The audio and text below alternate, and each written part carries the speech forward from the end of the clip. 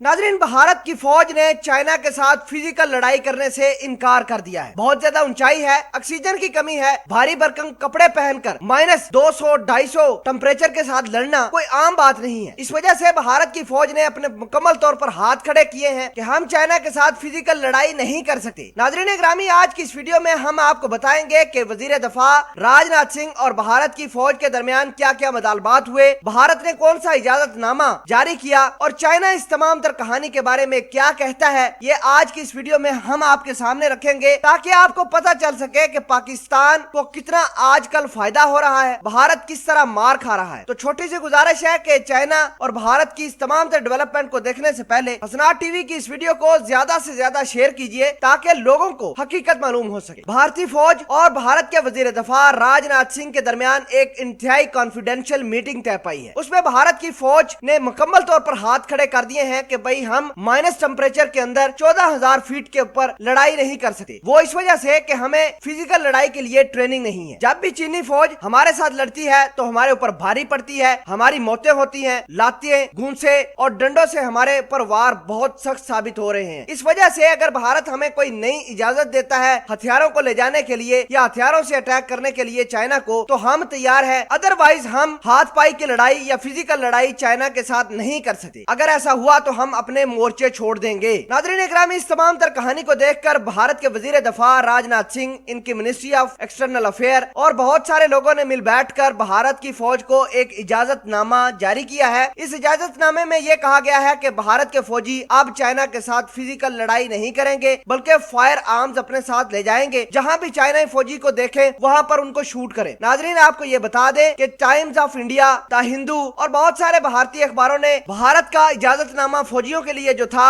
वो छाप दिया है, पब्लिश कर दिया है। वहां पर उनको आर्म्स की यूज करने का मुकम्मल तौर पर इजाजत मिल गई है। इस तमाम तर डेवलपमेंट को देखने के बाद चाइना का रिएक्शन सामने आया है। चाइना ने यह कहा है कि भारत ने हमारी जंग को मजीद आसान कर लिया है। भारत जानता है कि वो चाइना के साथ हथियारों के मामले में बहुत पीछे है, कभी भी हमारे साथ लड़ाई नहीं कर सका। चाइना के मुख्तलिफ रिएक्शन आ रहे हैं, चाइना के डिफेंस ऑफिशियल के रिएक्शन आ रहे हैं और उनका यह कहना है कि ये जो भारत ने अपनी फौज को इजाजतनामा दिया है ये हमारे लिए बहुत आसान हो गया है। हम ऊंचाई पर बैठकर भारत के फौजियों को अब मारेंगे भी और इनकी सही से फैंटी लगाकर इनको इबरत का निशान भी बनाएंगे। चाइना और भारत के दरमियान टर्म्स ऑफ एंगेजमेंट जो थी वो चाइना ने उसको एक इजाजतनामे के साथ तोड़ा है कि अब भारतीय फौजी चाइना के साथ हाथ पाई नहीं करेंगे बल्कि सीधे फायर करेंगे। चाइना ने इसको वेलकम किया है। इसके अलावा चाइना ने कुछ मुतालबात रखे हैं कि पाकिस्तान का जो कश्मीर के ऊपर स्टांस है वो बिल्कुल ठीक है और मुतालबा यह किया है कि भारत इस